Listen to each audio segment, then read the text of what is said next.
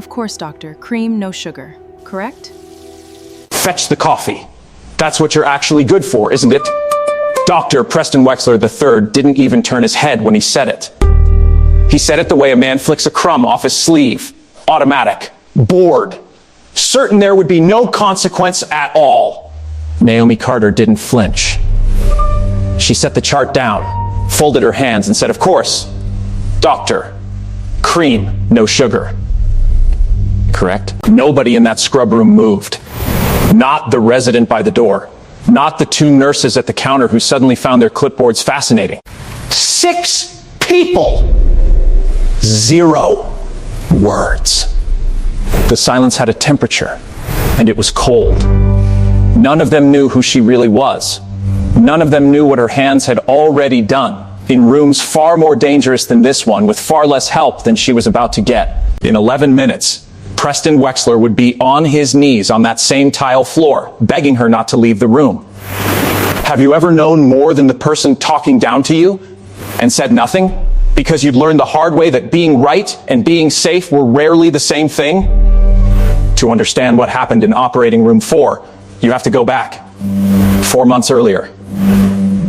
Before there was a coffee order, before there was a pin ground into linoleum, before a legendary surgeon lay dying on a table with the wrong doctor's hands inside her chest, there was just a woman named Naomi Carter, riding the 510 bus in the dark, trying to become someone the world had already decided she couldn't be.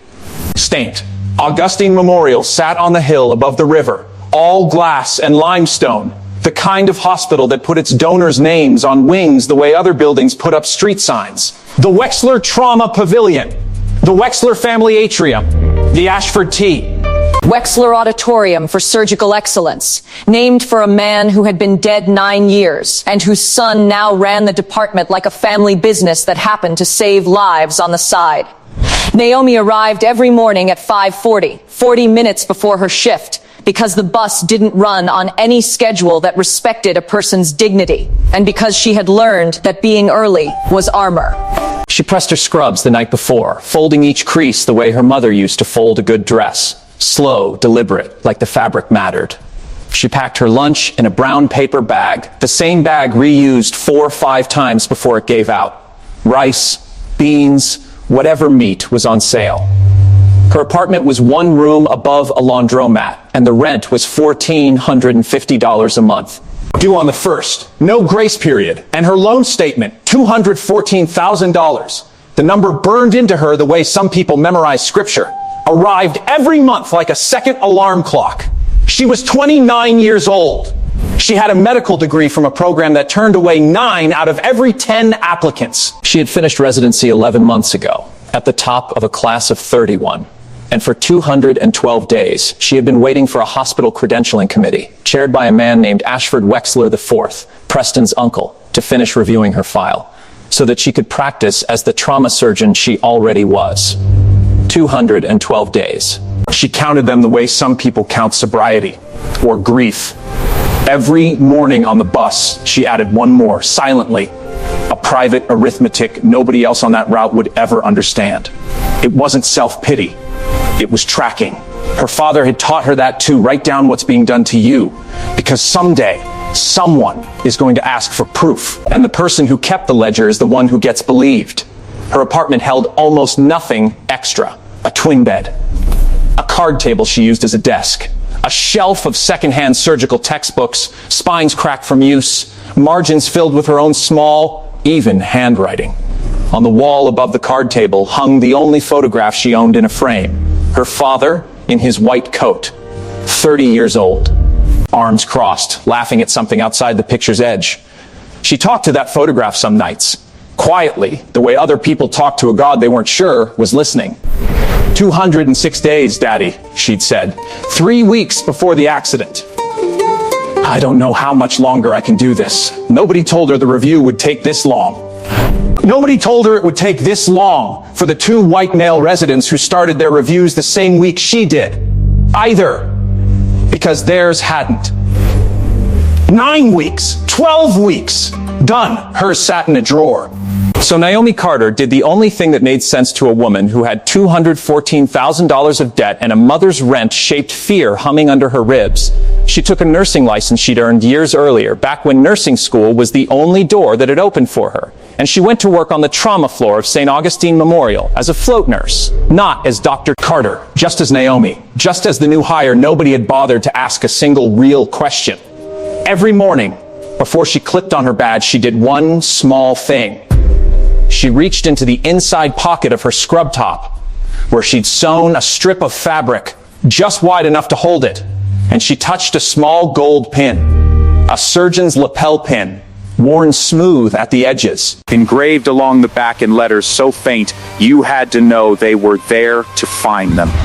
J.C. First, do no harm. She held it the way a person holds something they intend to be worthy of, the way a knight might kiss the hand of a queen before a battle he doesn't expect to survive. It wasn't superstition. It was a promise she renewed every single day to a man who couldn't hear it anymore. But who she believed somehow still did. She never told anyone on the floor what that pin meant. She never told anyone on the floor that Nurse Carter had once stood over a gunshot wound in a level 1 trauma bay at 2 in the morning and closed a lacerated femoral artery with her own 2 hands while a second-year resident held the retractor and cried from fear. She never told them because she had learned early and often that the story didn't make people see her differently. It made them defensive. It made them competitive. It made men like Preston Wexler feel, somehow, accused. The one person on the floor who ever came close to seeing her clearly was a second-year resident named Malik Osai. He'd caught her once, late on a slow shift, sketching a cross-sectional diagram of a liver on the back of a napkin. Fast and precise. The kind of anatomical drawing no float nurse should have been able to produce from memory. He hadn't said anything. He just looked at her a beat too long, then slid the napkin back across the counter and said, "You draw better than half the attendings I trained under." Naomi had folded the napkin into her pocket without answering, but she'd remembered the way he looked at her. Not suspicious, not competitive. Curious, like he already suspected there was more to the story and was willing to wait for her to tell it in her own time. The rest of the floor moved around her without really seeing her at all. She learned the rhythms of who would greet her and who would look through her, who needed extra coffee to be human before 8 a.m., and who was simply unkind on principle. She learned most of all the particular economy of a hospital that ran underneath its glass and limestone on the same old currency it always had, whose name opened doors, and whose name got you a closed file drawer for 212 days.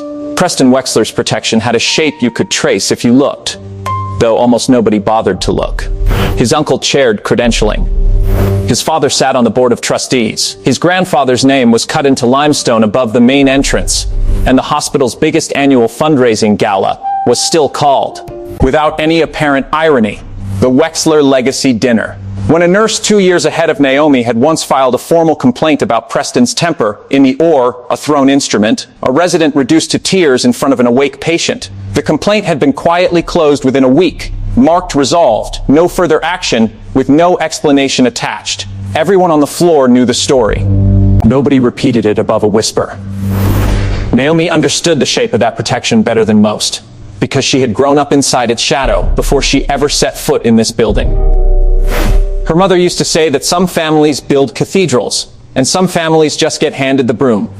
And the trick, the only trick that mattered, was to sweep so well that eventually somebody noticed the hands doing the work. Naomi swept every floor of that hospital, figuratively and sometimes literally, for 212 days, waiting for somebody to notice.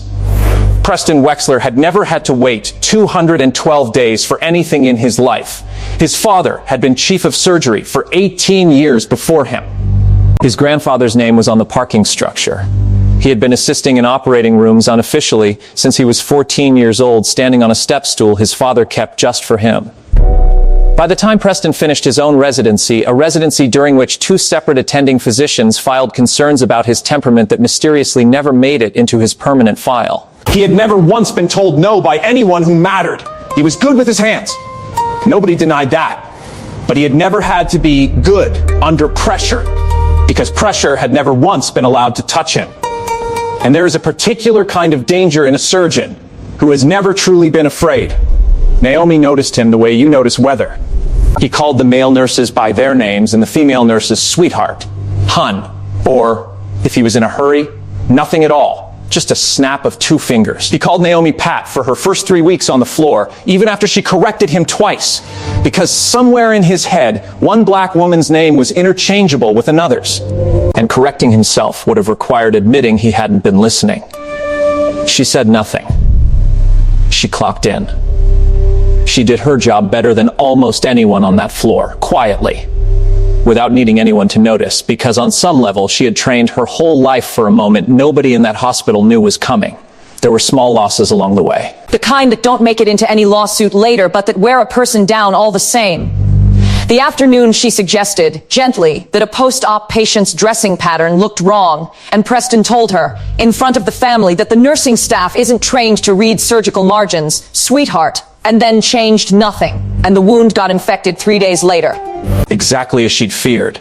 The morning she filled out, correctly and in full, a supply requisition that Preston had filled out incorrectly twice, and watched him take credit for finally fixing the ordering system in a staff meeting without once looking her way. Small losses. She wrote none of them down. She didn't need to. Her body kept the ledger for her, in the tightness that lived behind her sternum every time she walked into that hospital. But there were small wins too. The kind that kept her upright.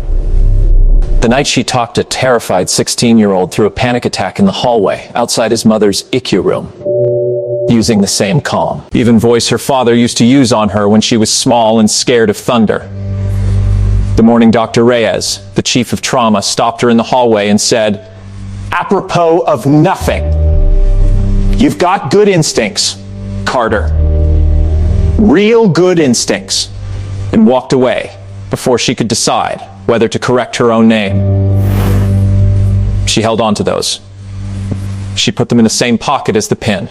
And on the nights the loneliness got loud, the nights she did the math on $214,000 and $1,450 and wondered, honestly, whether she'd made the right choice coming back to this city at all, she took the pin out, turned it over in her palm until she could feel the engraving without looking, and reminded herself of the only math that had ever actually mattered to her father: dignity times every patient times every day equals a debt no hospital could ever quite manage to erase.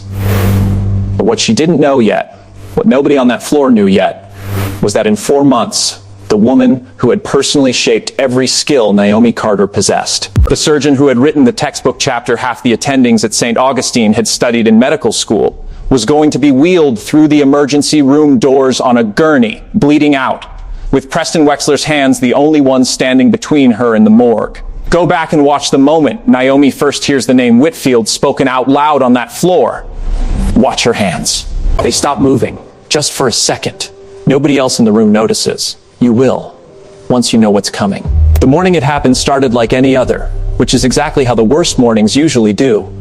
Naomi had been on the floor since 5:40. She touched the pin through the fabric of her pocket the way she always did, and said the same 3 words she said every day, under her breath, to a photograph that wasn't there. The trauma bay had been quiet. A broken wrist, a chest pain rule out, the ordinary Tuesday churn of a city hospital. Preston had swept through at 8:15 the way he always did, trailing 2 residents who laughed a beat too hard at whatever he'd just said and hadn't looked at Naomi once. That, too, was ordinary. Then, at 9:47, the radio crackled. Single vehicle collision, female, 60s, unrestrained, ejected partial, hypotensive, ETA 4 minutes. Preston Wexler was the attending on call. He strode into the trauma bay the way he strode into every room, chin up, already annoyed at an inconvenience that hadn't happened yet. The patient arrived at 9:51. Naomi was assigned to assist. She read the intake chart while the trauma team worked, and something in her chest went very still. Right-sided flank trauma, suspected retrohepatic vascular injury.